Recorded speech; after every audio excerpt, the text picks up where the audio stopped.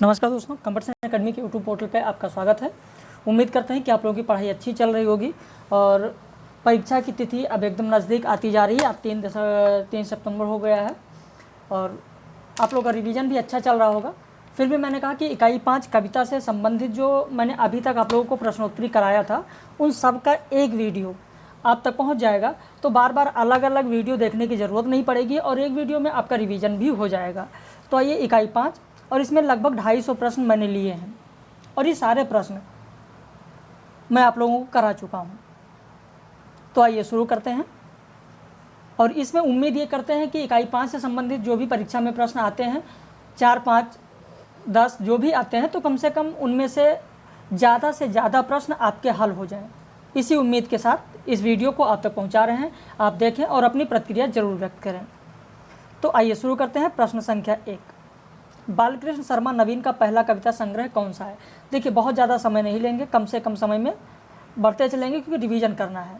Detail बताने का बहुत ज़्यादा समय नहीं है। तो यहाँ पर आपका सही उत्तर होगा कुमकुम। कुमकुम 1939 ईस्वी में प्रकाशित पहला कविता संग्रह है। नवीन जी ने उर्मिला 1934 में ही पूरा कर लिया था। 1934 में ही पूरा कर लिया था, लेकिन उसका प्रकाशन 1975 में हुआ था। क्योंकि कुछ लोग ये ना कहें कि सर उर्मिला तो उन्होंने 1934 में लिखा है, लेकिन उसका प्रकाशन 1975 हुआ है। तो यहाँ पहला होगा कुमकुम। रामधारी सिंह दिनकर की रचना परशुराम की प्रतीक्षा कितने खंडों में विभक्त है? सही उत्तर होगा 3 खंडों में विभक्त है। दिनकर की रचना कुरुक्षेत्र मूलतः किसके संवाद पर आधारित है? तो आपका उत्तर होगा भीष्म और युधिष्ठिर। डी उत्तर आपका होगा भीष्म और युधिष्ठिर। प्रश्न संख्या 4 देखें। हटो व्योम के मेघ पंथ में स्वर्ग लूटने हम आते हैं, दूध दूध ओ वत्स तुम्हारा दूध खोजने हम आते हैं। ऊपरी पंक्तियां दिनकर की किस कविता की है? तो सही उत्तर होगा आपका सी, हाहाकार कविता की ये पंक्तियां हैं। स्वानों को मिलता वस्त्र दूध भूखे बालक अकुलाते हैं, माँ की हड्डी से चिपक ठिठुर जाड़ों की रात बिताते हैं। किस कविता की ये पंक्तियां हैं दिनकर जी के? तो सही उत्तर होगा आपका बी, विपथगा। प्रश्न संख्या 6 देखें।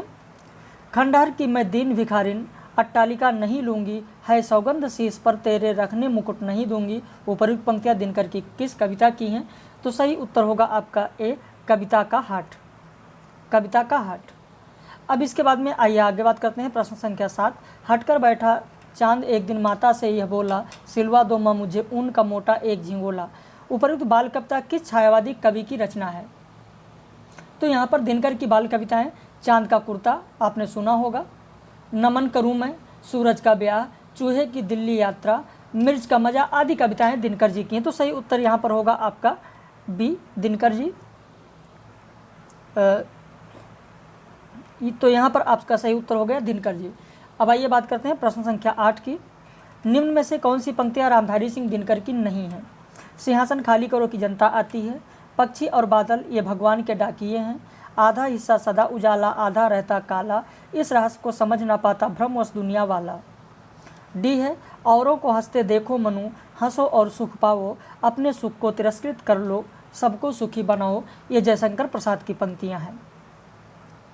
तो डी होगा आपका सही उत्तर। प्रश्न संख्या 9, निम्न में से किस कवि को एक भारतीय आत्मा के नाम से जाना जाता है? तो आपको उत्तर पता है, माखनलाल चतुर्वेदी आप लोग जानते ही होंगे। प्रश्न संख्या 10 देखिए। सर झुके तारक कुसुम जब रश्मियों के रजत पल्लो, उपयुक्त पंक्तियां महादेव वर्मा की किस कविता की हैं?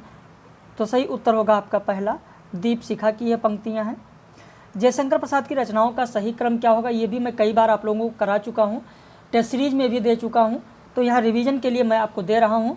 तो सबसे पहले होगा झरना 1918, झरना 1918, फिर आंसू 1925, लहर 1933, कामायनी 1935। प्रश्न संख्या 12 देखें। निम्न में से प्रसाद की कौन सी रचना है जो पहले ब्रज भाषा में थी किंतु बाद में उसे खड़ी बोली में रूपांतरित कर दिया गया? सही उत्तर होगा डी, प्रेम पथिक 1913 में प्रकाशित रचना है, जबकि वभ्रुवाहन 1911 में प्रकाशित रचना है, वन मिलन 1909 में प्रकाशित रचना है, कानन कुसुम 1913 में प्रकाशित रचना है। हो सकता है कालक्रमानुसार ही पूछ लिया जाए, इसलिए मैंने आपको बता दिया है। प्रश्न संख्या 13, निराला की रचनाओं का सही क्रम क्या होगा? तो इसमें सबसे पहले तो होगा आपका अनामिका, उसके बाद परिमल, यानी पहला विकल्प आपका सही है। अनामिका 1923, परिमल 1930, गीतिका 1936, तुलसीदास 1938। प्रश्न संख्या 14, यह सच है बार बार हार हार मैं गया कविता किस में संग्रहित है? तो यहाँ पर सही उत्तर होगा अनामिका में। यह कविता, यह सच है कविता के नाम से यह कविता है, शीर्षक है सच है, और अनामिका में यह संग्रहित है। अगला प्रश्न देखें, उषा का था उर में आवाज़ पंक्तियाँ पंत की किस कविता की हैं? तो सही उत्तर होगा आपका डी, आंसू की बालिका। 15 का उत्तर आंसू की बालिका। प्रश्न संख्या 16, सुरभि पीड़ित मधुपो के बाल तड़प बन जाते हैं गुंजार उपर्युक्त पंक्तियां पंत की किस कविता से ली गई हैं? सही उत्तर होगा डी, मौन निमंत्रण। प्रश्न संख्या 17, बाद मरने के मेरे कब्र पर आलू बोना हस्र तक यह मेरे ब्रेकफास्ट में सामा होंगे उपर्युक्त पंक्तियां किस छायावादी व्यंग्यकार की हैं? तो ये तो आप जानते ही हैं, प्रसिद्ध व्यंग्यकार पांडेबेचन शर्मा उग्र जी हैं और उनकी ये पंक्तियां हैं। प्रश्न संख्या 18, क्या देख न सकती जंजीरों का गहना हथकड़ियाँ क्यों यह ब्रिटिश राज्य का गहना उपर्युक्त पंक्तियां माखनलाल चतुर्वेदी की किस कविता की हैं? तो सही उत्तर होगा एक कैदी और कोकिला। ये कुछ आपके पाठ्यक्रम में नहीं है, फिर भी कुछ प्रमुख पंक्तियां हैं, क्योंकि इकाई 2 से जो रचनाकार हैं उनकी पंक्तियां पूछी जाती हैं, जितने भी छायावाद का लेखक है, छायावादी लेखक हैं उनके बारे में। तो इस तरीके से रीतकालीन जो लेखक हैं उनके बारे में तो ऐसे पंक्तियां पूछी जाती हैं, इसलिए यहाँ पंक्तियां मैंने शामिल किया है। प्रश्न संख्या 19, शिखर भिखारियों में मत रोको, उसको दौड़ लखो मत टोको, लौटे यह न सदेगा रुकना, दौड़ प्रकट होना फिर छुपना उपर्युक्त पंक्तियां माखनलाल चतुर्वेदी की किस कविता की हैं? तो सही उत्तर होगा आपका पहला, गंगा की विदाई। प्रश्न संख्या 20, निम्न में से कौन सा सुमेलित नहीं है?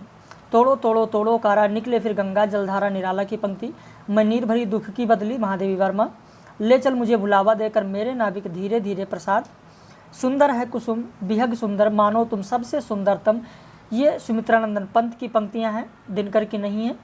डी उत्तर होगा आपका। अगला प्रश्न, मेघमय आसमान से उतर रही है संध्या सुंदरी परी सी धीरे धीरे धीरे उपर्युक्त पंक्तियां किसकी हैं? निराला की हैं। सही उत्तर होगा आपका ए, निराला। है अमानिसा उगलता गगन घन अंधकार, खो रहा दिशा का ज्ञान स्तब्ध है पवनचार उपर्युक्त पंक्तियां किसकी हैं? राम की शक्ति पूजा, निराला की ये पंक्तियां हैं, राम की शक्ति पूजा से ली गई हैं। प्रश्न संख्या 23 देखें, निम्न में से कौन सी पंक्ति सूर्यकांत त्रिपाठी निराला की नहीं है? यहाँ पर पूछा गया नहीं है, तो यहाँ पर आपका सही उत्तर होगा डी, निराला की नहीं है। हिमाद्रि तुंग श्रृंग से प्रबुद्ध शुद्ध भारती स्वयं प्रभा समुज्ज्वला स्वतंत्रता पुकारती जयशंकर प्रसाद के चंद्रगुप्त से लिया गया है। डी होगा आपका। प्रश्न संख्या 24 देखें, निम्न में से कौन सा सुमेलित नहीं है? निम्न से कौन सी पंक्ति निराला की नहीं है? बापू तुम मुर्गी खाते यदि तो क्या भजते होते तुमको, अरे गहरे नत्थु खैरे, जागो फिर एक बार, प्यार जगाते हुए हारे सब तारे तुम्हें, पृथ्वी के उठे सरोज मंजू पर्वत निरूपम किसलयो बांधो, लाल क्रांति की लड़ने वाली मजदूर सेना आम। यहाँ पर आपका उत्तर डी होगा, क्योंकि यह पंक्तियाँ किसकी हैं? तो गजानन माधव मुक्तिबोध की हैं। मुझे प्रोफेसरों के बीच में छायावाद सिद्ध करना पड़ेगा उपर्युक्त कथन किसका है?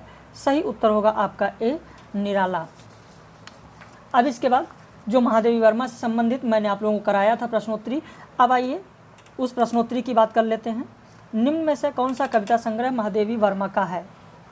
निहार, रश्मि नीरजा, सप्तपर्णा, अग्निरेखा। इसमें से 1 2 3 2 3 4 3 4 5 उपरोक्त सभी। तो आप जानते हैं निहार का प्रकाशन कब हुआ है? निहार का प्रकाशन 1929 ईस्वी में हुआ, क्योंकि अगर क्रम से पूछा जाए तो ये भी मैं आपको बता दे रहा हूँ। निहार 1929, रश्मि 1932, नीरजा 1933, सप्तपर्णा नीरजा के बाद का प्रकाशन है, लगभग 34-35 का है, अग्निरेखा 1988। इसके अलावा सांध्य गीत 1935 आप लिख लें कहीं, दीपशिखा 1942, प्रथम आयाम 1980। तो इनमें से सभी की सभी महादेवी वर्मा की हैं, डी आपका सही होगा। निम्न में से कौन से संकलन के लिए महादेवी वर्मा को ज्ञानपीठ पुरस्कार प्रदान किया गया था? तो यहाँ पर आपका सही उत्तर होगा यामा। यामा के लिए 1940 ईस्वी में महादेवी जी को ज्ञानपीठ पुरस्कार दिया गया था। इनके पुराने कविताओं का संकलन इस प्रकार है, जैसे आप जानते हैं यामा 1940 में प्रकाशित, दीप गीत की बात करें तो 1983 में प्रकाशित, नीलांबरा 1983 में प्रकाशित, आत्मिका 1983 में ये भी प्रकाशित हुई है। तो इस तरीके से इनका प्रकाशन वर्ष भी हो गया। प्रश्न संख्या 3, निम्न में से कौन सी पंक्तियां महादेवी वर्मा की नहीं हैं? मैं नीर भरी दुख की बदली, बीन भी हूँ मैं तुम्हारी रागिनी भी हूँ, यह मंदिर का दीप इसे नीरो जलने दो, मैं अकेला देखता हूँ आ रही मेरे दिवस की संध्या वेला। तो यहाँ पर ये होगा आपका डी, क्योंकि ये निराला की पंक्ति है। ये पंक्ति किसकी है? निराला की है, लिख लें। निम्न में से कौन सी पंक्ति महादेवी वर्मा की नहीं है? तो यहाँ पर आप देखें, स्नेह निर्झर बह गया है, रेत ज्योतन ढह गया है। ये निराला की पंक्ति है, ना कि महादेवी वर्मा की, लिख लें। महादेवी वर्मा का नहीं है, निराला का है। बाकी सारी पंक्तियाँ सब महादेवी वर्मा की हैं। प्रश्न संख्या 5 देखें, निम्न में से कौन सी पंक्ति महादेवी वर्मा की नहीं है? यहाँ पर भी दिया गया प्रश्न संख्या 5 में, जो तुम आ जाते एक बार कितनी करुणा, कितने संदेश पथ में बिछ जाते वन पराग, खेत हमारा भूमि हमारी सारा देश हमारा है, इसलिए तो हमको इसका चप्पा चप्पा प्यारा है। ये पंक्तियाँ नागार्जुन की है, आपको असत्य विकल्प मिल गया बी, क्योंकि ये नागार्जुन की पंक्ति है। आप लिख लें, नागार्जुन की पंक्ति है। प्रश्न संख्या 6 देखें, निम्न में से कौन सी पंक्ति महादेवी वर्मा की नहीं है? झंझा है दिग्भ्रांत राख की मूर्छा गहरी, नासा भी हूँ मैं अनंत विकास का क्रम भी, आग हूँ जिससे ढुलकते बिंदु हिमजल के, हम दीवानों की क्या हस्ती है आज यहाँ कल वहाँ चले। ये भगवती चरण वर्मा की पंक्ति है। प्रश्न संख्या 6 में डी होगा, भगवती चरण वर्मा की पंक्ति है। रिवीजन आप लोगों को कैसा चल रहा है कमेंट में ज़रूर बताइएगा। प्रश्न संख्या 7, निम्न में से कौन सी पंक्ति महादेवी वर्मा की नहीं है? पास हीरे हीरे की खान, खोजता कहाँ और नादान। ये पंक्ति निराला की है, पहले ही आपको मिल गई, ये पंक्ति निराला की है। बाकी सारी पंक्तियाँ महादेवी वर्मा की हैं। ये तीनों पंक्तियाँ महादेवी वर्मा की हैं। बाकी प्रथम जो पंक्ति दी गई है ये निराला की है। प्रश्न संख्या 8 देखें, निम्न में से कौन सी पंक्ति महादेवी वर्मा की नहीं है? आओ प्यारे तारो आओ, तुम्हें झुलाऊंगी झूले में, डाल हिलाकर आम बुलाता तब कोयल आती है, ठंडे पानी से नहलाती ठंडा चंदन इन्हें लगाती, सखियों मुझसे कह कर जाते। डी आपका होगा, क्योंकि मैथिली शरण गुप्त की रचना जो यशोधरा है, यशोधरा की ये पंक्तियां हैं कि सखी हुए मुझसे कह कर जाते। प्रश्न संख्या 9, निम्न में से कौन सी पंक्ति महादेवी वर्मा की नहीं है? निशा की धो देता राकेश, चांदनी में जब अलके खोल, रजत करो की मृदुल तुलिका से ले तुहिन बिंदु सुकुमार, वनबाला के गीतों सा निर्जन में बिखरा है मधुमास, कोठरी में लो जलाकर दीप की, गिन रहा होगा महाजन सेत की।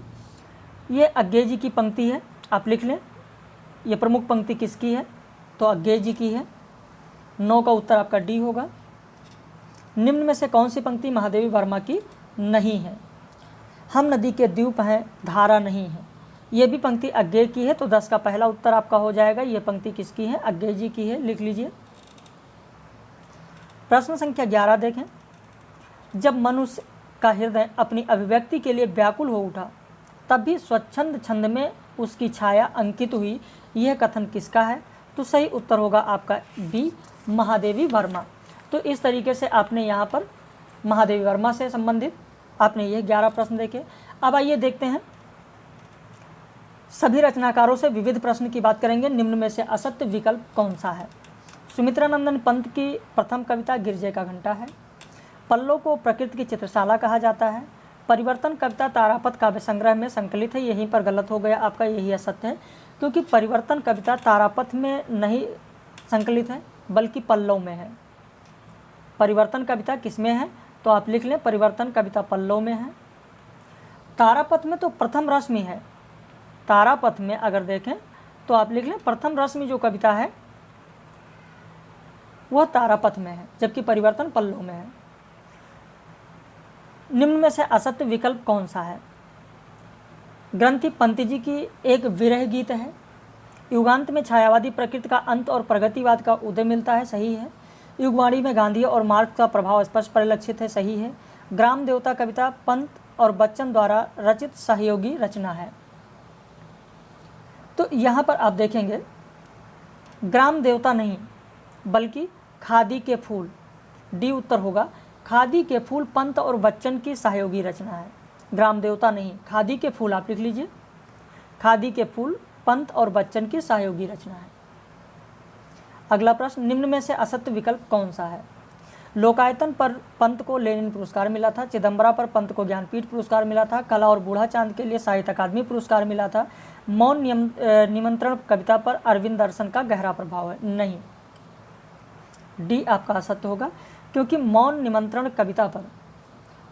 कविता एक रहस्यवादी प्रवृत्ति की कविता है, आध्यात्मिक नहीं है। इस पे अरविंद दर्शन का प्रभाव नहीं है, ये कोई आध्यात्मिक रचना नहीं है बल्कि रहस्यवादी प्रवृत्ति की कविता है। प्रश्न संख्या 4 देखें, नई कविता में मुक्तिबोध की स्थिति वही है जो छायावाद में निराला की थी। यह कथन किसका है? सही उत्तर होगा आपका डी, नामवर सिंह। प्रश्न संख्या 5, निम्न में से कौन सा सुमेलित नहीं है? मुक्तिबोध की कविता असुरक्षित जीवन की कविता है, यही सुमेलित नहीं है, क्योंकि इसे प्रभाकर माचवे ने नहीं कहा है बल्कि रामविलास शर्मा ने कहा है। इसको लिख लें, प्रभाकर माचवे ने नहीं कहा है, रामविलास शर्मा ने कहा है। मुक्तिबोध का संसार कुल मिलाकर निषेध का निषेध है, डॉक्टर नामवर सिंह ने कहा, सही है। मुक्तिबोध की कविता ने संगीत के मूल्यों का संहार किया, श्रीकांत वर्मा का कथन सही है। मुक्तिबोध की कविता अद्भुत संकेतों से भरी, कानों में चुपचाप राज की बातें कहती चलती हैं, शमशेर बहादुर सिंह, बिल्कुल सही है। अगला प्रश्न देखें, मुक्तिबोध की कविता को किसने हिंदी कविता की मोड़ पर का लैंप पोस्ट कहा है? तो यहाँ पर सही उत्तर होगा प्रभाकर माचवे, 6 का ए होगा, प्रभाकर माचवे। अगला प्रश्न, प्रिय प्रवास का कौन सा सर्ग रात के अंतिम पहर से समाप्त होता है? सही उत्तर होगा आपका सी, चौथा सर्ग। प्रिय प्रवास के किस सर्ग में वर्षा को चित्रित या उसका वर्णन किया गया है? सही उत्तर होगा बी, द्वादश सर्ग। प्रश्न संख्या 9, वैदेही वनवास रचना के किस सर्ग में लौकुश का नामकरण संस्कार वर्णित है? तो यहाँ पर सही उत्तर होगा आपका पहला, 12वें सर्ग। 12वें सर्ग में नामकरण संस्कार का वर्णन है। 13वें में जीवन यात्रा का वर्णन किया गया है। 14वें में दाम्पत्य दिव्यता है। 15 में सुतवती सीता। कुल सर्गों की संख्या 18 है। वैदेही वनवास में कुल सर्गों की संख्या 18 है, ये भी जानना आपके लिए जरूरी है। परिजात ग्रंथ में कुल कितने सर्ग हैं? तो परिजात में कुल सर्गों की संख्या 15 है, सही उत्तर होगा 15। वैदेही वनवास में मैंने आपको बताया कि कुल सर्गों की संख्या 18 है। 16 सर्ग की अगर बात करें तो इसमें 16 सर्ग कोई नहीं है। 17 सर्ग की बात करें तो प्रिय प्रवास में 17 सर्ग हैं। प्रश्न संख्या 11, धूमिल की कविता अकाल दर्शन में प्रयुक्त शब्द गांधी किसका प्रतीक है? तो यहाँ पर गांधी जो प्रतीक है वो होगा नेहरू परिवार के प्रशासन का। गांधी शब्द किसका प्रतीक है? तो नेहरू परिवार के प्रशासन का प्रतीक है। अगला प्रश्न, बादल को घिरते देखा है कविता किस काव्य संग्रह में संकलित है? तो आपका सही उत्तर होगा ए, युगधारा में संकलित है। निम्न में से कौन सा सुमेलित नहीं है? नदी की बाग पर छाया अज्ञे, इस गुब्बारे की छाया में नागार्जुन, कल सुनना मुझे, धूमिल, पदम प्रसून महादेवी वर्मा, गलत है, क्योंकि डी आपका होगा पदम प्रसून हरियोध का है। आप लिख लें, पदम प्रसून हरियोध का है। अगला प्रश्न, आलोचकों ने किसकी तुलना या समानता कबीर से की है? तो कबीर से किसकी की है? मुक्तिबोध की है। सही उत्तर 14 का ए होगा। 15, मुक्तिबोध की कविता शून्य किस काव्य संग्रह में संकलित है? तो आपका सही उत्तर होगा चांद का मुंह टेढ़ा है। 15 का ए होगा, चांद का मुंह टेढ़ा है। अब इसके बाद में धूमिल की और भी जो रचनाएं हैं उनके बारे में आइए अगले प्रश्नोत्तरी में बात करते हैं। धूमिल का प्रथम काव्य संग्रह कौन सा है? तो इनका प्रथम काव्य संग्रह है संसद से सड़क तक। इसका प्रकाशन संसद से सड़क तक का प्रकाशन 1972 ईस्वी में हुआ है। कल सुनना मुझे की अगर बात करें तो इस काव्य संग्रह का प्रकाशन 1976 ईस्वी में हुआ है। सुदामा पांडे के जनतंत्र की बात करें तो इसका प्रकाशन 1983 ईस्वी में हुआ है, 83 ईस्वी में। इसके अलावा रोटी और संसद, नक्सलवाड़ी, मोचीराम, अकाल दर्शन, ये सब कविताएं आपके पाठ्यक्रम में भी हैं, उन्हें भी आपको देखना है। निम्न में से कौन सी पंक्ति धूमिल की नहीं है? अपने यहाँ संसद तेली की वो कहानी है जिसमें आधा तेल है और आधा पानी है। इन दिनों की दोहरा है कवि धंधा, है दोनों चीज़ें व्यस्त कलम कंधा। बाबूजी सच कहूँ मेरी निगाह में, ना कोई छोटा है ना कोई बड़ा है। गरीबी एक खुली किताब है जो हर समझदार और मूर्ख के हाथ में दे दी गई है। यहाँ पर आपका दूसरा विकल्प यानी बी विकल्प जो होगा वो धूमिल का नहीं है, भवानी प्रसाद मिश्र का है। इन दिनों की दोहरा है कवि धंधा, है दोनों चीज़ें व्यस्त कलम कंधा, भवानी प्रसाद मिश्र की पंक्ति है। धूमिल की कविता अकाल दर्शन किस काव्य संग्रह में संकलित है? तो आपका पहला उत्तर होगा संसद से सड़क तक। बच्चे तो बेकारी के दिनों की बरकत है, इसमें वह भी सहमत हैं। उपयुक्त पंक्तियाँ किस कविता की हैं? तो यहाँ पर निशान लगा हुआ है, आपको दिख रहा होगा अकाल दर्शन, क्योंकि ये पहले कराया जा चुका है। निम्न में से कौन सी पंक्ति धूमिल की नहीं है? उसकी सारी यहाँ भी देखिए निशान लगा हुआ है। अब जितनी प्रश्नोत्तरी होगी उसमें निशान लगा है, लेकिन ये है किसका ये भी आपको मैं बता दूँ। प्रश्नों का अगर स्क्रीनशॉट लेना चाहें तो आप स्क्रीनशॉट लेते चलें ताकि आप बाद में उन्हें देख सकें।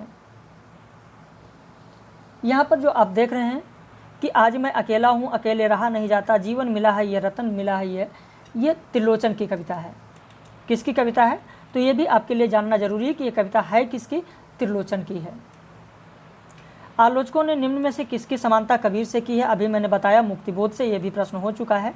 निम्न में से किसने मुक्तिबोध की कविता अंधेरे में को आधुनिक जन इतिहास का स्वतंत्रता से पूर्व और पश्चात का एक दहकता इस्पाती दस्तावेज कहा है? तो शमशेर बहादुर सिंह। यहाँ पर निशान लगा हुआ है, आप देख सकते हैं। अंधेरे में कविता सर्वप्रथम किस पत्रिका में प्रकाशित हुई थी? तो कल्पना पत्रिका में प्रकाशित हुई थी। निम्न में से कौन सी पंक्ति मुक्तिबोध की नहीं है? अब यहाँ डी उत्तर तो आपका है कि ये मुक्तिबोध की नहीं है, आप स्क्रीनशॉट ले लें। मुक्तिबोध की नहीं है तो आखिर ये है किसकी, ये भी आपके लिए जानना जरूरी है, क्योंकि अगर परीक्षा में आ गया तो फिर आप क्या करेंगे। तो लिख लें ये रघुवीर सहाय की है, ये पंक्ति रघुवीर सहाय की है, लिख लें। अगला प्रश्न, हमारी हार का बदला चुकाने आएगा संकल्प धर्मा चेतना का रक्त प्लावित स्वर, हमारे ही हृदय का गुप्त स्वर्णाक्षर प्रकट होकर विकट हो जाएगा। उपयुक्त पंक्तियां मुक्तिबोध की किस कविता की हैं? तो भूल गलती कविता की हैं। यहाँ पर भी निशान लगा है। मैंने पहले कहा कि ये प्रश्नोत्तरी हो चुकी है, सिर्फ रिवीजन के लिए कराया जा रहा है।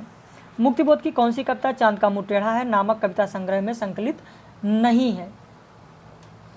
तो यहाँ पर सूखे कठोर नंगे पहाड़, सूखे कठोर नंगे पहाड़ ये संकलित नहीं है, क्योंकि ये किस में संकलित है? तो भूरी भूरी खाक धूल, जिसका प्रकाशन 1980 ईस्वी में हुआ, उसमें संकलित है। आप लिख सकते हैं सूखे कठोर नंगे पहाड़ कविता भूरी भूरी खाक धूल, जिसका प्रकाशन 1980 में हुआ, में संकलित है। मुक्तिबोध की कविता अंधेरे में कितने भागों में विभक्त है? तो 8 भागों में विभक्त है। अगला प्रश्न, जी माल देखिए दाम बताऊंगा, बेकाम नहीं है काम बताऊंगा, कुछ गीत लिखे हैं मस्ती के मैंने, कुछ गीत लिखे हैं पस्ती में मैंने। उपयुक्त काव्य पंक्तियाँ किसकी हैं? तो भवानी प्रसाद मिश्र की हैं। लेकिन अब ये भी आपको जान लेना जरूरी है कि भवानी प्रसाद मिश्र की जो ये पंक्तियाँ हैं वो किस कविता की हैं? तो जो आपके पाठ्यक्रम में है गीत फरोश की ये पंक्तियाँ हैं।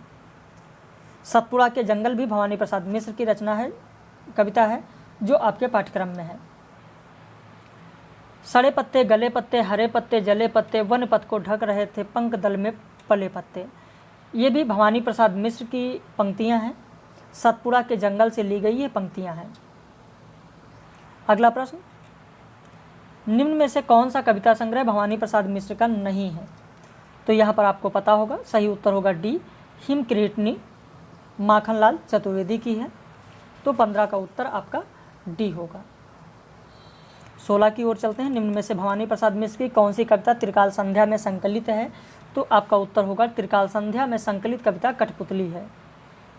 अगला प्रश्न, निम्न में से कौन सी कविता अज्ञेय की नहीं है? तो खुरदरे पर नागार्जुन की कविता है। किसका है? नागार्जुन का, आपके पाठ्यक्रम में है, आप जानते भी होंगे। अगला प्रश्न, निम्न में से कौन सी कविता अज्ञेय की नहीं है? तो शासन की बंदूक, ये भी आपके पाठ्यक्रम में है, शासन की बंदूक, जो कि नागार्जुन की कविता है। अज्ञेय जी किस सप्तक के अंतर्गत आते हैं? तो अज्ञेय जी प्रथम सप्तक के अंतर्गत आते हैं, और मैंने आपको बताया था प्रथम सप्तक के अंतर्गत कौन कौन आते हैं। गज नेम भूषण प्रभा गिरजा विलास अज्ञेय, आप लिख सकते हैं गज नेम भूषण प्रभा गिरजा विलास अज्ञेय, यानी गजानन माधव मुक्तिबोध, नेमचंद जैन, भारत भूषण अग्रवाल, प्रभाकर माचवे, गिरिजा कुमार माथुर, रामविलास शर्मा और अज्ञेय जी। दूसरे सप्तक की बात करें, पहला सप्तक जो प्रकाशित हुआ था वो 1943 ईस्वी में हुआ था। इससे बहुत प्रश्न आते हैं, इसलिए यहाँ पर बताना थोड़ा सा ज़रूरी हो रहा है। दूसरा सप्तक 1951, तीसरा सप्तक 1959, चौथा सप्तक 1979। अब दूसरे सप्तक में कौन कौन है, तो एक बार रिवीजन आपका करवा देते हैं। रघुवीर सहाय, धर्मवीर भारती, नरेश मेहता, शमशेर बहादुर, भवानी प्रसाद मिश्र, शकुंतला माथुर, हरिनारायण व्यास। तीसरे सप्तक की अगर बात करें तो इसमें कीर्ति चौधरी, प्रयाग नारायण, केदारनाथ सिंह, कुंवर नारायण, विजयदेव नारायण शाही, सर्वेश्वर दयाल सक्सेना, मदन वात्स्यायन। चौथे सप्तक की बात करें तो चौथे सप्तक में आप देखेंगे राजेंद्र किशोर, श्री राम शर्मा, सुमन राजे, नंद किशोर आचार्य, स्वदेश भारती, राजकुमार अंबुज, अवधेश कुमार। तार सप्तक में कवियों को राहों का अन्वेषी किसने कहा है? तो अज्ञेय जी ने कहा है। अब आइए अगले प्रश्न की ओर चलते हैं। अज्ञेय की कविताओं का कालक्रमानुसार सही क्रम कौन सा होगा?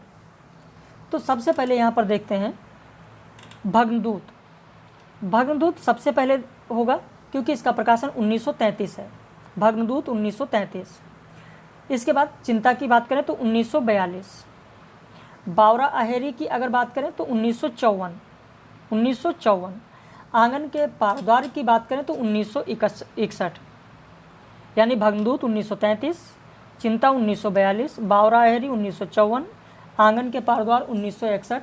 इसके अलावा और भी कुछ कवि इनकी जो रचनाएं हैं उन रचनाओं का कार्यक्रम आप जान लें। जैसे इत्यालम अगर पूछा गया, इत्यालम तो 1946, हरी घास पर क्षण भर 1949, हरी घास पर क्षण भर 1949, इंद्रधनुष रौंदे हुए ये 1957, अरि वो करुणा प्रभा में 1959। अगले प्रश्न की ओर आते हैं। इनमें से कौन सी कविता संग्रह अज्ञेय की है? तो इनमें से सभी होगा, 1, 2, 3, 4, 5। इनका प्रकाशन वर्ष आपको बता दें। ऐसा कोई घर आपने देखा है, यह है 1986। कालक्रमानुसार बाय द वे कभी पूछा जाए तो पहले का हो जाएगा 1986। नदी की बांक पर छाया 1981। तीसरा है, चलिए 1981 नदी की बांक पर छाया। सागर मुद्रा की अगर बात करें तो 1969। महावृक्ष के नीचे की अगर बात करें तो 1977। पहले मैं सन्नाटा बुनता था 1973। तो इस तरीके से बाय द वे अगर कालक्रमानुसार पूछा जाए तो ये भी आपका हो जाएगा। ऐसा कोई घर आपने देखा है 1986, नदी की बांक पर छाया 1981, सागर मुद्रा 1969, महावृक्ष के नीचे 1977, पहले मैं सन्नाटा बुनता था 1973। अगले प्रश्न की ओर आते हैं। कलगी बाजरे की नामक कविता किस कविता संग्रह में संकलित है? तो सही उत्तर होगा हरी घास पर क्षण भर। यह दीप अकेला कविता संग्रह किस में संकलित है? तो बावरा अहेरी में संकलित है। ये वह विश्वास नहीं जो अपनी लघुता में भी कांपा, वह पीड़ा जिसकी गहराई जो स्वयं उसी ने नापा। उपयुक्त पंक्तियां अज्ञेय की किस कविता की हैं? तो सही उत्तर होगा यह दीप अकेला। अज्ञेय जी को किस काव्य संग्रह के लिए ज्ञानपीठ पुरस्कार मिल चुका है? तो कितनी नावों में कितनी बार के लिए मिल चुका है इनको? 1978 में भारतीय ज्ञानपीठ पुरस्कार, जबकि आंगन के पारद्वार के लिए इनको 1964 ईस्वी में साहित्य अकादमी पुरस्कार भी मिला है। और सचमुच इन्हें जब जब देखता हूँ ये खुला वीरान संस्कृति का घना हो सिमट आता है और मैं एकांत होता हूँ समर्पित। शब्द जादू है मगर क्या समर्पण कुछ नहीं है। उपयुक्त पंक्तियाँ आगे की किस कविता की हैं? सही उत्तर होगा कलगी बाजरे की। अगला प्रश्न, नागार्जुन की कविताओं के संग्रह का कालक्रमानुसार सही क्रम कौन सा होगा? तो यहाँ पर सही उत्तर होगा आपका सी, युगधारा। इसका प्रकाशन 1953, आप लिख लें युगधारा 1953। सतरंगे पंखों वाली 1959। प्यासी पथराई आंखें 1962। भस्माकुर 1976। तो इस तरीके से इनका कालक्रम भी हो गया। एक बार आपको फिर बता दें, युगधारा आपने 1953 लिखा, सतरंगे पंखों वाली आपने 1959 देखा, प्यासी पथराई आंखें 1962, भस्माकुर 1976। इसके अलावा कुछ और सुन लीजिए आप रचनाएं। पुरानी जूतियों का कोरस 1983, पुरानी जूतियों का कोरस 1983। हजार हजार बाहों वाली 1981। इस गुब्बारे की छाया में 1980। तुमने कहा था, ये भी 1980। आखिर ऐसा क्या कह दिया 1980। मैंने खिचड़ी विप्लव देखा, बहुत महत्वपूर्ण 1980। रत्नगर्भा 1976। तालाब की मछलियाँ 1975। अब आइए इसके बाद अगले प्रश्न की ओर चलते हैं। बादल को घिरते देखा है नामक कविता किस कविता संग्रह में संकलित है? सही उत्तर होगा युगधारा। अमल धवलगिरी के शिखरों पर किस कविता की पंक्तियां हैं? तो बादल को घिरते देखा है। निम्न में से कौन सी पंक्तियां बादल को घिरते देखा है कविता की नहीं है? तुंग हिमालय के कंधों पर छोटी बड़ी कई झीलें हैं। ऋतु वसंत का सुप्रभात था, मंद मंद था अनिल बह रहा, दुर्गम बर्फानी घाटी में 7 सहस्त्र फुट ऊंचाई पर। किंतु भूख या क्षुधा नाम हो जिसका, ऐसी किसी व्याधि का पता नहीं हमको। तो ये हो जाएगा आपका डी, क्योंकि ये प्रेत का बयान नागार्जुन की पंक्ति है, प्रेत की बयान कविता का। आप लिख लें, नागार्जुन की पंक्तियां हैं प्रेत का बयान कविता से। निम्नलिखित पंक्तियां नागार्जुन की किस कविता की हैं? कहाँ गया धनपत कुबेर वो, कहाँ गई उसकी वह अलका, नहीं ठिकाना कालिदास के व्योम प्रवाही गंगा जल का। सही उत्तर होगा आपका बादल को घिरते देखा है। निम्न में से कौन सा सुमेलित नहीं है? कई दिनों तक चूल्हा रोया चक्की रही उदास, कई दिनों तक कानी कुतिया सोई उसके पास। पहला ही सुमेलित नहीं, हरिजन गाथा का नहीं है। अकाल और उसके बाद की ये पंक्तियां हैं। अकाल और उसके बाद, नाप रहे थे धरती का अनहद फासला, घंटों के हिसाब से ढोए जा रहे थे खुरदरे पैर। सही है। वर्षा ऋतु थी स्निग्ध भूमि का, प्रथम दिवस आषाढ़ मास का, देख गगन में श्याम घन घटा विधुर, यच का मन जब उछटा। कालिदास बिल्कुल सही है। घुन खाए सहतीरों पर 12 खड़ी विधाता बाचे, युगधारा की बिल्कुल सही है। रामधारी सिंह दिनकर को किस कविता संग्रह पर उन्हें ज्ञानपीठ पुरस्कार मिला था? सही उत्तर होगा उर्वशी। प्रश्न संख्या 35, नए जमाने की मुकरी के लेखक कौन है? तो भारतेंदु जी हैं। आपका 35 का उत्तर डी हो गया। अब इसके बाद में नई कविता से संबंधित और इसके अलावा प्रसाद से संबंधित जो भी रचना है, विविध प्रश्न की बात यहाँ भी कर लेते हैं। नई कविता के प्रथम अंक में निराला को किस कविता का अनेक कवियों द्वारा सामूहिक रूपांतर प्रकाशित हुआ? तो यहाँ पर सही उत्तर होगा आपका डी, जूही की कली। नई कविता का प्रकाशन 1954 ईस्वी में हुआ। ये भी आपके लिए जानना जरूरी है। 1954 ईस्वी में हुआ, इलाहाबाद से। इसके संपादक डॉक्टर जगदीश गुप्त थे। 1954 में नई कविता के संपादक डॉक्टर जगदीश गुप्त थे। जूही की कली जिसका प्रकाशन 1916 में हुआ, अपरा काव्य संग्रह में संकलित है। जूही की कली किस में संकलित है? तो अपरा, आप कहीं पर लिख लें, बहुत ही महत्वपूर्ण है। इसमें नायिका जूही की कली है और इसमें नायक पवन मलयगिरी पर्वत पर चला जाता है। प्रश्न संख्या 2, दोनों का हठ था दुर्निवार, दोनों ही थे विश्वासहीन, कामायनी की उपर्युक्त पंक्तियों का आशय क्या है? ये ईड़ा सर की पंक्तियां हैं। किस सर की हैं? तो ईड़ा सर की पंक्तियां हैं। यहाँ पर आपका इस पंक्ति का आशय होगा, देव और दानव दोनों हठी और विश्वासहीन थे। जयशंकर प्रसाद की यह रचना 1936 ईस्वी में प्रकाशित हुई। कामायनी 1936 ईस्वी में प्रकाशित हुई। और ये चिंता सर्ग से प्रारंभ होकर आनंद तक कुल 15 सर्गों का महाकाव्य है कामायनी, जिसमें पहला सर्ग चिंता, दूसरा आशा, तीसरा श्रद्धा, चौथा काम, पांचवा वासना, छठा लज्जा, सातवां कर्म, आठवां ईर्ष्या, 9 ईड़ा, 10 स्वप्न, 11वां संघर्ष, 12वां निर्वेद, 13वां दर्शन, 14वां रहस्य और 15वां आनंद है। चिंता की आशा से श्रद्धा ने काम वासना को लज्जित किया, कर्म की ईर्ष्या से ईड़ा ने स्वप्न में संघर्ष किया। ये निद्रा की पंक्तियां हैं, तो निद्रा का आशय है, वहाँ पर निद्रा से पूछा जाता है, वहाँ पर यह प्रश्न है, आप देख सकते हैं। बैठे हुए सुखद आतप में मृग रोमांथन करते हैं, वन के जीव बिहार से बाहर हो विश्रब्ध विचरते हैं। उपयुक्त पंक्तियों में किसका वर्णन है? तो रश्मिरथी में परशुराम आश्रम, रश्मिरथी में परशुराम आश्रम का वर्णन किया गया है। रश्मिरथी जिसका प्रकाशन 1952 ईस्वी में हुआ, दिनकर जी की रचना है। रश्मिरथी का प्रकाशन कब हुआ, बाई देवे कभी पूछ लिया जाए तो 1952 में हुआ। और रश्मिरथी का जो कथानक है वह महाभारत से लिया गया है। इसमें कर्ण के चरित्र को आधुनिक मानववाद के आलोक में अभिव्यक्त किया गया है। रश्मिरथी के दूसरे सर्ग में परशुराम के आश्रम का वर्णन है। यहाँ पर जो परशुराम आश्रम की बात हम लोग कर रहे हैं, ये रश्मिरथी के दूसरे सर्ग में परशुराम के आश्रम का वर्णन है। अब आइए अगले प्रश्न की ओर चलते हैं। प्रश्न कैसे हैं? जो नए लोग हैं वो जरूर कमेंट में बताएं, और क्या रिवीजन उनका सही हो रहा है या नहीं हो रहा है, जरूर कमेंट में बताएं आप लोग। आचार्य रामचंद्र शुक्ल ने प्रिय प्रवास की निम्न में से किस विशेषता का उल्लेख नहीं किया है? तो यहाँ पर देखिए पहले से ही उत्तर लगा हुआ है, आप देख सकते हैं। इसकी कथावस्तु एक अच्छे प्रबंध के लिए पर्याप्त है, इसका उल्लेख नहीं किया है। आचार्य रामचंद्र शुक्ल ने हिंदी साहित्य का इतिहास ग्रंथ में प्रिय प्रवास के बारे में लिखा है, और इसकी कथावस्तु का एक महाकाव्य एक अच्छे प्रबंध काव्य के लिए भी अपर्याप्त है, ये उल्लेख यहाँ पर किया गया है। प्रश्न संख्या 5 देखें।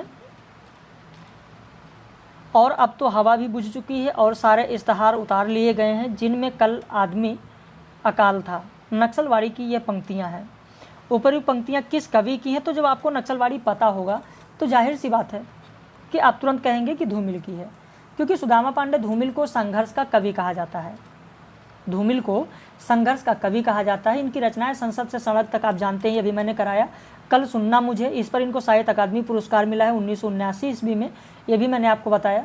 इसके अलावा सुदामा पांडे का लोकतंत्र भी आप जानते ही हैं। नक्सलवाड़ी की ये पंक्तियाँ ये भी आप जान रहे हैं। अगले प्रश्न की ओर आते हैं। मैं नीर भरी दुख की बदली महादेवी वर्मा का उपयुक्त गीत किस काव्य से लिया गया है? तो सांध्य गीत से लिया गया है, और अभी मैंने आपको बताया कि सांध्य गीत का प्रकाशन 1936 ईस्वी में हुआ है।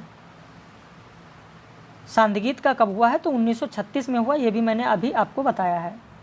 अगले प्रश्न की ओर आते हैं। अज्ञे जी को किस रचना पर भारतीय ज्ञानपीठ पुरस्कार दिया गया था?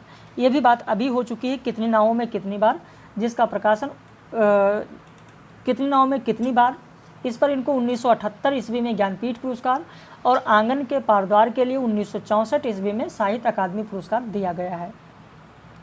भवानी प्रसाद मिश्र ने किस रचना के लिए कहा कि मैंने जिस भाषा को दुलारा था उसे उस संग्रह के माध्यम से मुकुट पहना रहा हूँ?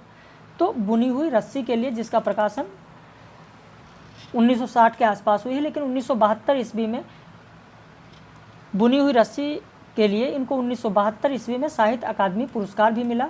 इनका प्रथम काव्य संग्रह गीत फरोश है। भवानी प्रसाद मिश्र का प्रथम गीत संग्रह कौन सा है? प्रथम काव्य संग्रह तो गीत फरोश, आप कहीं लिख लें, गीत फरोश प्रथम काव्य संग्रह है। निम्न में से किसने निराला को बहुवस्तु स्पर्शनी प्रतिभा का साहित्यकार कहा है? तो आचार्य रामचंद्र शुक्ल ने कहा है। आप देख रहे हैं उत्तर लगा हुआ है। जब मनुष्य का हृदय अपनी अभिव्यक्ति के लिए व्याकुल हो उठा तभी स्वच्छंद छंद में उसकी छाया अंकित हुई, अभी मैंने कराया महादेवी वर्मा। कुरुक्षेत्र मूलतः किसके संवाद पर आधारित है? तो भीष्म और युधिष्ठिर के, ये भी मैंने आपको अभी करा दिया। और यह क्या तुम सुनते नहीं, विधाता का मंगल वरदान, शक्तिशाली हो विजयी बनो, विश्व में गूंज रहा जय जय जयगान। उपयुक्त पंक्तियाँ कामायनी की श्रद्धा सर्ग की हैं। श्रद्धा मनु से कहती हैं, और क्या तुमने इस सृष्टि की रचना करने वाले उस विधाता का वह कल्याणकारी वरदान नहीं सुना, जिसमें उन्होंने कहा कि शक्तिशाली होकर सर्वदा विजय प्राप्त करो। उनके विजय गान की यह ध्वनि आज विश्व के कोने कोने में गूंज रही है। पंत केवल शब्द शिल्पी ही नहीं, महान भाव शिल्पी हैं और सौंदर्य के निरंतर निरखते सूक्ष्म रूप को वाणी देने वाले, एक संपूर्ण युग को प्रेरणा देने वाले प्रभाव शिल्पी भी हैं। यह कथन किसका है? तो हजारी प्रसाद द्विवेदी का है। उत्तर लगा हुआ है। महादेवी वर्मा, प्रश्न संख्या 14 देखते हैं। महादेवी वर्मा के लिए निम्न पंक्तियां किसकी हैं? हिंदी के विशाल मंदिर की वीणा वाणी स्फूर्त चेतना रचना की प्रतिमा कल्याणी, तो सूर्यकांत त्रिपाठी निराला की। इसके अलावा महादेवी वर्मा के लिए और भी पंक्ति मैथिली शरण गुप्त के बारे में बता दें आपको। मैथिली शरण गुप्त ने भी कहा कि सहज भिन्न दो महादेवियाँ, सहज भिन्न दो महादेवियाँ एक रूप में मिली मुझे, बता बहन साहित्य शारदा व काव्यश्री कहूँ तुझे।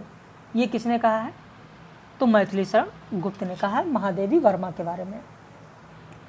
अगला प्रश्न, बच्चन की कवियों में सौम्य संत रचना किसको समर्पित है? तो सुमित्रानंदन पंत को समर्पित है।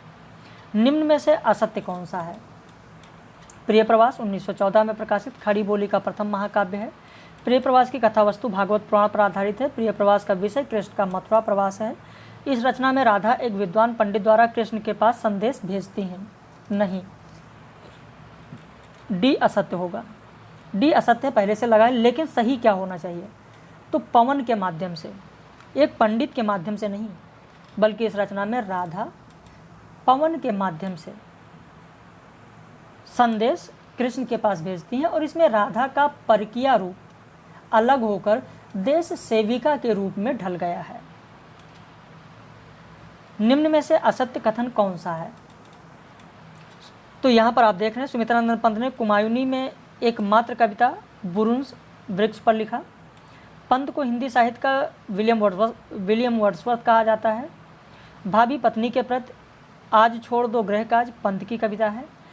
पंत को चिदम्बरा के लिए साहित्य अकादमी पुरस्कार मिला था। अब यहाँ पर डी गलत है और मैंने आपको यहाँ पर लिख भी दिया था जब क्लास कराया था कि चिदम्बरा पर उनको ज्ञानपीठ पुरस्कार मिला था और कला और बूढ़ा चांद पर साहित्य अकादमी पुरस्कार मिला था। प्रश्न संख्या 18 देखें। निम्न में से असत्य विकल्प कौन सा है? निराला की रचना राम की शक्ति पूजा 1936 में जो प्रकाशित हुई, पहली बार दैनिक समाचार पत्र भारत में प्रकाशित हुई। इसका मूल निराला के कविता संग्रह अनामिका के प्रथम संस्करण में छपा। राम की शक्ति पूजा में कुल 392 पंक्तियां हैं और यही गलत है, मैंने इसको सही कराया था आपको जब प्रश्न करा रहे थे। 392 नहीं बल्कि 312 पंक्तियां। राम की शक्ति पूजा पर बंगला के कृतवास रामायण का प्रभाव है। अगला प्रश्न देखें। निम्न में से असत्य विकल्प कौन सा है? राम की शक्ति पूजा का मुख्य विषय राम रावण का युद्ध है। नहीं, यही गलत होगा, राम रावण का मुख्य युद्ध नहीं है, तो 19 का ए हो गया। 20 में देखें। कह दे माँ अब क्या देखूं, देखूं खिलती कलियां या प्यासे सूखे अधरों को। उपयुक्त पंक्तियां किसकी हैं? तो ये दुविधा कविता की हैं, महादेवी वर्मा की। किस कविता की? दुविधा कविता की ये पंक्तियां हैं महादेवी वर्मा की। और दुविधा कविता मैं आपको बता दूं रश्मि काव्य संग्रह में संकलित है। आप अगर लिखना चाहें तो कहीं लिख सकते हैं। अगला प्रश्न, शब्द जादू है मगर क्या समर्पण कुछ नहीं। उपयुक्त पंक्तियां किसकी हैं? अभी मैंने बताया कलगी बाजरे की। कलगी बाजरे की जो कि हरी घास पर क्षण भर काव्य संग्रह में संकलित हैं। इसमें प्रेमिका को कलगी बाजरे की कहा गया है। कलगी बाजरे की किसको कहा गया है? मान लिया जाए कि अगर ऐसा प्रश्न कभी पूछा जाए कि कलगी बाजरे की के द्वारा किसे संबोधित किया गया है या कलगी बाजरे की किसे कहा गया है, तो प्रेमिका को कहा गया है।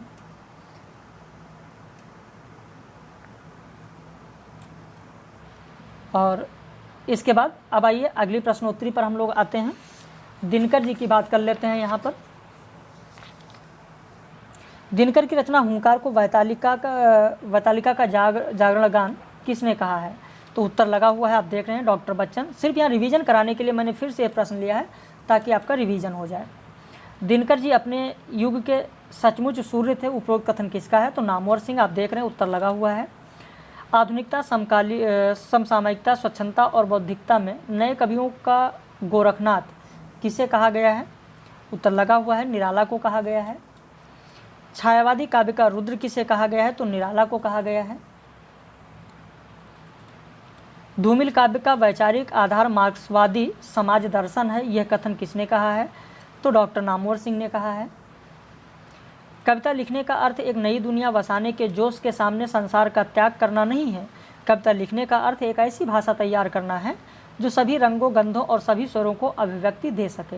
यह कथन किसका है? तो रामधारी सिंह दिनकर का है।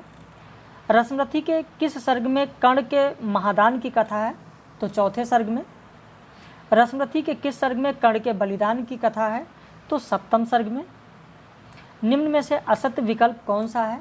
तो यहाँ पर देख रहे हैं, मुक्तिबोध को छोटे निराला भी कहा जाता है, आंसू कविता को हिंदी का मेघदूत भी कहा जाता है, दिनकर की रचना प्राणभंग को आचार्य रामचंद्र शुक्ल पहली रचना मानते हैं, उर्वशी को डॉक्टर नगेंद्र ने कामाध्यात्म कहा है।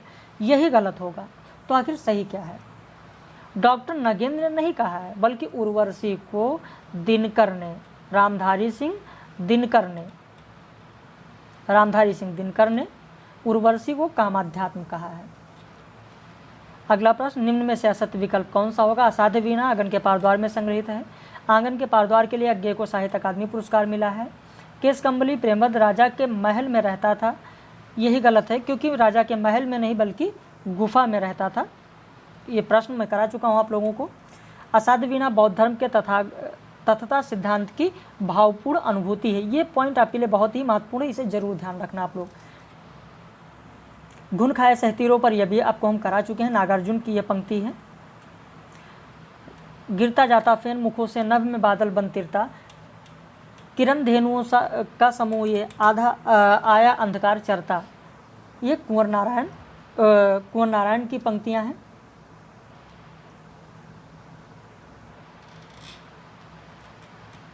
इसको एक बार आप लोग चेक कर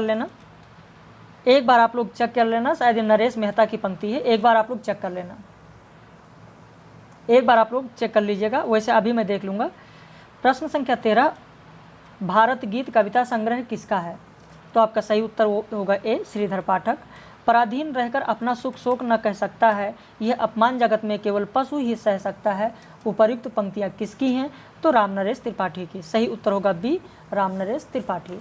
अब इसके बाद आइए अगले प्रश्नोत्तरी की ओर चलते हैं, क्योंकि 250 प्रश्न मैंने आपको बताया है और ऊपर मैंने लिख भी दिया है, तो लगभग हम लोग 200 प्रश्न के आसपास पहुंच रहे हैं। चलिए जो बचे हैं उन्हें भी कर लेते हैं। श्याम सुंदर दास का ये कथन है, किसके लिए है? कि सत्य के प्रकाश का साधन बनकर जिसकी प्रगाढ़ अनुभूति उनको हुई थी, उसकी कविता स्वयं उनकी जिहाँ पर आ बैठी। कबीर के लिए कहा है।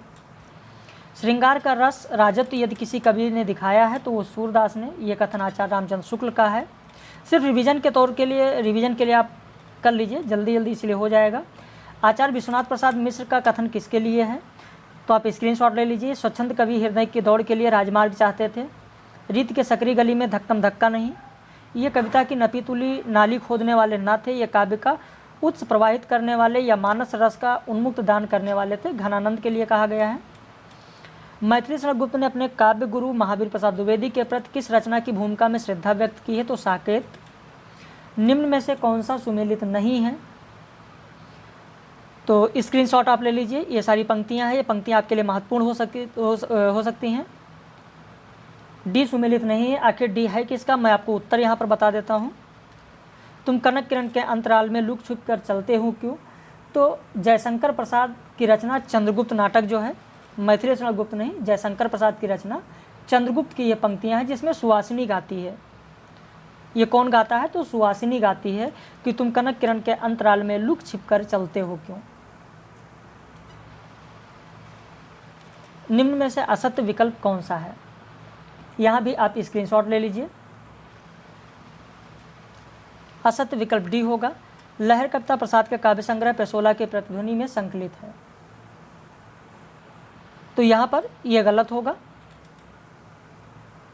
यह आपका गलत होगा, क्योंकि लहर कविता प्रसाद के काव्य संग्रह पेशोला की प्रतिध्वनि में संग्रहित है। यह गलत है।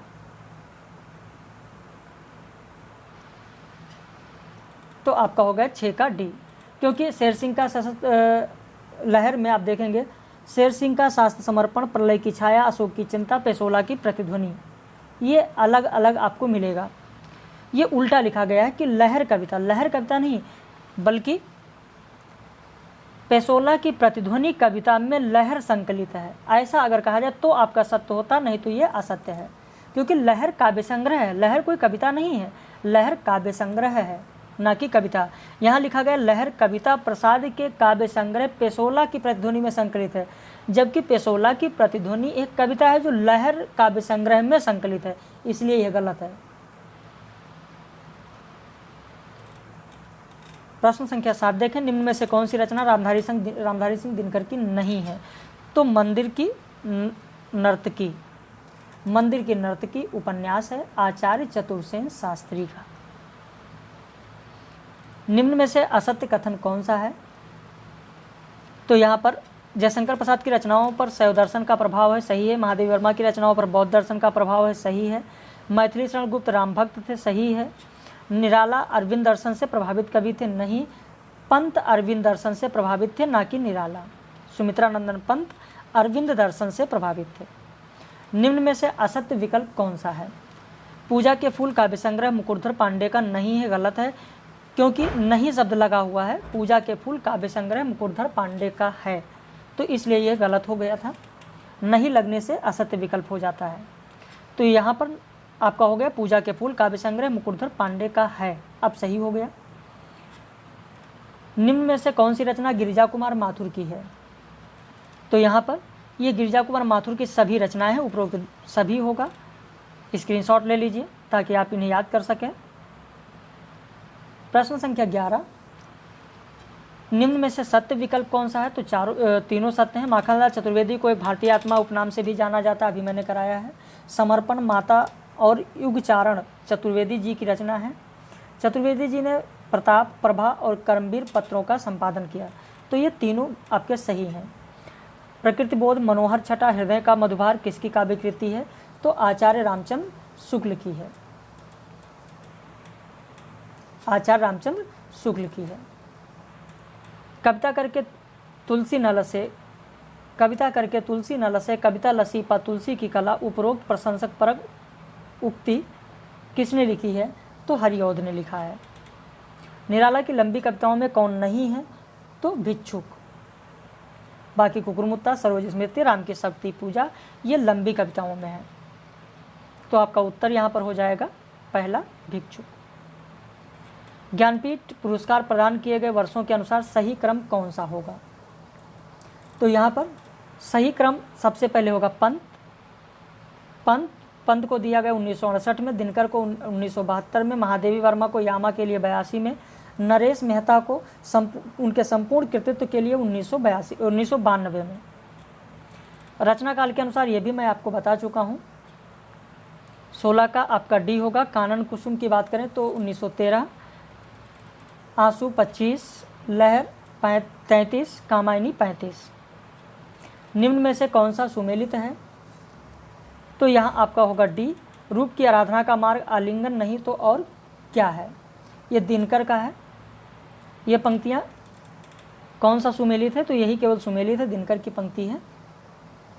उर्वशी जो इनकी कविता है, उर्वशी के तृतीय अंक से ये लिया गया है, और दो पाठों के बीच पिस गया, ये गलत है, क्योंकि ये अज्ञेय का नहीं है, मुक्तिबोध का है।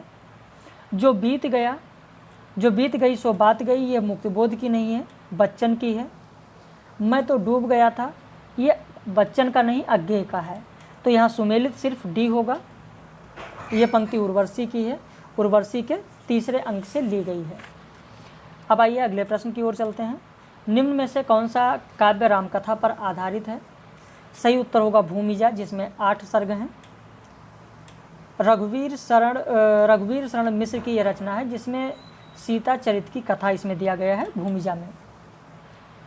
निम्न रचनाओं का सही क्रम क्या होगा? ये भी आपको करवा चुके हैं। प्रियप्रवास, साकेत, कामायनी, उर्वशी। प्रियप्रवास हरिऔध की जो रचना है 1914, साकेत मैथिली शरण गुप्त की रचना 1931, कामायनी जयशंकर प्रसाद की रचना 1935। तो इस तरीके से इन रचनाओं को मैं आपको करवा चुका हूँ। उर्वशी दिनकर की रचना 1961। निम्न में से कौन सा सुमेलित नहीं है? तो यहाँ पर सी सुमेलित नहीं है, क्योंकि यह मैथिली शरण गुप्त की रचना है, मैथिली शरण गुप्त की पंक्ति है, ना कि सुमित्रानंदन पंत की।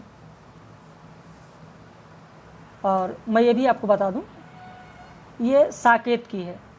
मैथिली शरण गुप्त की रचना साकेत की ये पंक्ति है, ध्यान रखना, साकेत की पंक्ति है। मैथिली शरण गुप्त की रचना साकेत की निम्न पंक्तियों में किसका वर्णन किया गया है? ढलमल ढलमल चंचल अंचल झलमल झलमल तारा। तो यहाँ पर नदी की धारा के लिए कहा गया है। राम की शक्ति पूजा की यौगिक प्रक्रिया का स्रोत क्या है? तो हठ योग, क्योंकि राम की शक्ति पूजा में राम ने 6 चक्रों का भेदन करते हुए कुंडलिनी को सहस्रार चक्र तक पहुंचाया है, अतः ये यौगिक प्रक्रिया हठ योग पर आधारित है। एक हथौड़ा वाला घर में और हुआ किसकी पंक्ति है? केदारनाथ अग्रवाल की। अग्निपथ के पार चंदन चांदनी का देश, महादेवी वर्मा। दासत्व जहाँ है वहीं स्तब्ध जीवन है, स्वतंत्रता निरंतर समर सनातन रण है। उपयुक्त पंक्तियाँ परशुराम की प्रतीक्षा से ली गई हैं, दिनकर की जो कविता है। तो इस तरीके से ये आपके 25 प्रश्न इधर हो गए।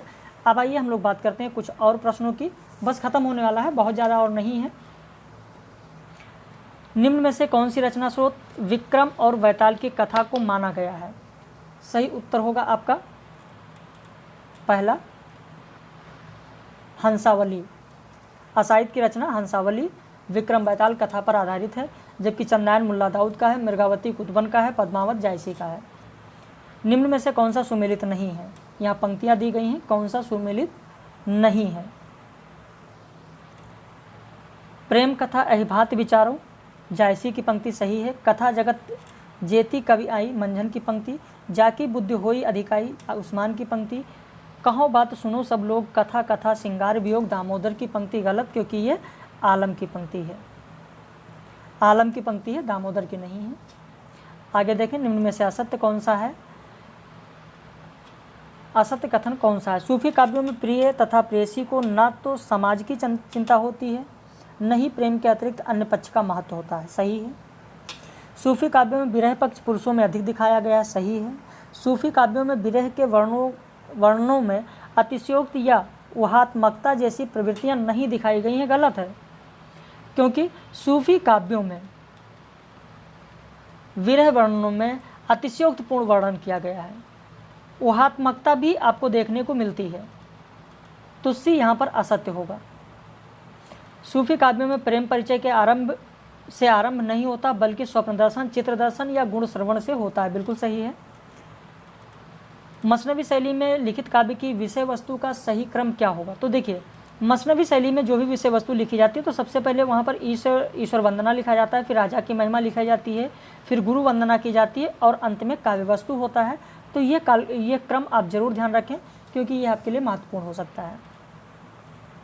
निम्न में से किसका कथन है कि नागमती का विरह वर्णन हिंदी साहित्य में एक अद्वितीय वस्तु है? तो आचार्य रामचंद्र शुक्ल, सही उत्तर बी होगा, आचार्य रामचंद्र शुक्ल। भारतीय परंपरा में प्रचलित भक्ति का शब्द सिद्धावस्था सूफी में प्रचलित किसके समान है?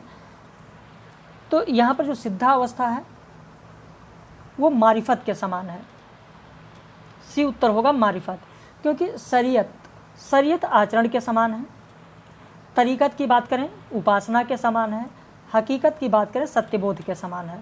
तो ये भी मिलाने के लिए आता है, तो इसे भी आप जरूर ध्यान रखें। पद्मावत में माया का प्रतीक कौन है? तो माया का प्रतीक अलाउद्दीन है, जबकि हीरामन गुरु का प्रतीक है, नागमती संसार का प्रतीक है, राघव चेतन शैतान का प्रतीक। पद्मावत के अनुच्छेदों को किस नाम से जाना जाता है? तो पद्मावत के अनुच्छेदों को खंड के नाम से जाना जाता है। हिंदी भाषा में रचना करने पर किस सूफी कवि को मुसलमानों का उपलम सुनने को मिला था? तो सही उत्तर होगा नूर मोहम्मद, डी उत्तर होगा आपका नूर मोहम्मद, क्योंकि नूर मोहम्मद शाह के समकालीन थे। इंद्रावती की रचना करते समय इन्हें उपालम सुनने को मिला था, तो इन्होंने अनुराग बांसुरी में ये लिखा कि हिंदू मग पर पाँव न राख्यो का जो बहुत है हिंदी भाख्यो। अगला प्रश्न, आचार्य रामचंद्र शुक्ल ने प्रेमाख्यान परंपरा का हिंदी में प्रवर्तक कवि किसे माना है? तो आचार्य रामचंद्र शुक्ल ने मृगावती की रचयिता कुतुबन को माना है। पहला उत्तर आपका होगा मृगावती के रचयिता कुतुबन को माना, जबकि हजारी प्रसाद द्विवेदी ने सत्यवती कथा को प्रथम ग्रंथ माना जो कि ईश्वरदास की रचना है। वहीं डॉक्टर रामकुमार वर्मा ने मुल्ला दाऊद के चंदायन को इस परंपरा का प्रवर्तक माना है। कयामत का वर्णन जायसी की किस रचना में हुआ है? तो आखिरी कलाम। सही उत्तर होगा आपका 11 का सी। सूफी कवियों को का सबसे प्रिय अलंकार कौन सा है? तो समासोक्ति अलंकार। आपका सही उत्तर डी होगा। किस सूफी कवि ने अपनी कृतियों में चौपाई के बीच में दोहे न रखकर बरवे का प्रयोग किया है? तो नूर मोहम्मद ने अनुराग बांसुरी में। सूफी प्रबंध काव्यों में परम सत्ता के साथ कौन सा भाव मिलता है? तो दाम्पत्य भाव मिलता है। आपका सही उत्तर 14 का सी होगा। 15 देखें, किस काव्य ग्रंथ का कथानक पद्मावत से प्रभावित है? तो छिताई वार्ता। आपका सही उत्तर होगा सी, छिताई वार्ता। किस ग्रंथ को पद्मावत की छाया कहा जाता है? तो चित्रावली को पद्मावत की छाया कहा जाता है। केवल दोहा छंद में रचित प्रेमाख्यान काव्य कौन सा है? तो माधवानल कामकंदला जो गणपति की रचना है, गणपति की रचना है। ईश्वरदास के सत्यवती कथा का नायक कौन है? तो ऋतुपर्ण है। 18 का ए होगा ऋतुपर्ण। कालक्रमानुसार सही क्रम क्या है? ये भी मैंने अभी पिछले टेस्ट सीरीज में दिया था। तो सबसे पहले होगा हंसावली, फिर चंदायन, फिर मृगावती, फिर पद्मावत। बी उत्तर आपका होगा, ये भी मैंने आपको करा दिया है। मानुष प्रेम भयो बैकुंठी पंक्ति किस कवि की है? तो सही उत्तर होगा आपका बी, जायसी। बहुर ना आई मिले यही धारा पंक्ति किस कवि की है? तो ये भी आपका सही उत्तर होगा बी, डी, जायसी। निम्न में से किस रचना में देवनागरी वर्णमाला के एक वर्ण को लेकर सैद्धांतिक बातें की गई हैं? तो सही उत्तर होगा आपका पहला, अखरावट। तो इस तरीके से ये आपके 22 प्रश्न हो गए। अब यहाँ पर इसके बाद के जो कुछ प्रश्न हैं बहुत ज़्यादा नहीं हैं, इसमें लगा हुआ निशान आप देख लीजिए। कौन सी रचना वियोगी हरि की नहीं है?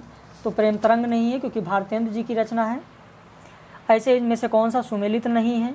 तो राम रसायन बिहारी की रचना नहीं है, ये भी आपका सुमेलित नहीं है। तो दूसरे का राम रसायन किसका है? पद्माकर की रचना है। राम रसायन, जगत विनोद, पद्माभरण, गंगा लहरी। निम्न में से कौन सी रचना रामकुमार वर्मा की नहीं है? तो बिनोवा स्तवन बालकृष्ण शर्मा नवीन की है। असत्य विकल्प कौन सा है? तो यहाँ पर 4 में डी होगा, सोहनलाल द्विवेदी का प्रथम काव्य संग्रह पूजा गीत है। ये आपका गलत होगा क्योंकि भैरवी उनका पहला है, 1441 ईस्वी में प्रकाशित हुआ था। उदित उदयगिरी मंच पर रघुवर बाल पतंग विकसे संत सरोज सब हर्षे लोचन वृंग रामचरितमानस के किस कांड की पंक्ति है? तो बाल कांड की पंक्ति है। तो इस तरीके से ये कुछ प्रश्न हैं। अब समय कुछ ज़्यादा हो रहा है क्योंकि लगभग 1 घंटे 2 मिनट हो चुका है, और अगर आप लोग को कोई दिक्कत ना हो तो अब सारे प्रश्न करा दें क्योंकि बहुत ज़्यादा नहीं बच रहा है। चलिए फिर किसी दिन, कल या परसों, यहीं से शुरू करके इसका दूसरा भाग आपको दे देंगे। अब कितने लोग इसमें से दूसरा भाग चाहते हैं वो कमेंट करके ज़रूर बताएं, तो हम यहीं से दूसरा भाग शुरू कर देंगे और आपको दूसरा भाग यहीं से मिल जाएगा। साथ ही साथ जो हमारा नया बैच शुरू होगा वो परीक्षा के बाद शुरू होगा। यदि आप नए हैं और पूरी तरीके से डिटेल कोर्स करना चाहते हैं तो हमारे साथ आप जुड़ सकते हैं। तो कमेंट करके आप ज़रूर बताएं, आपके कमेंट का इंतज़ार रहेगा।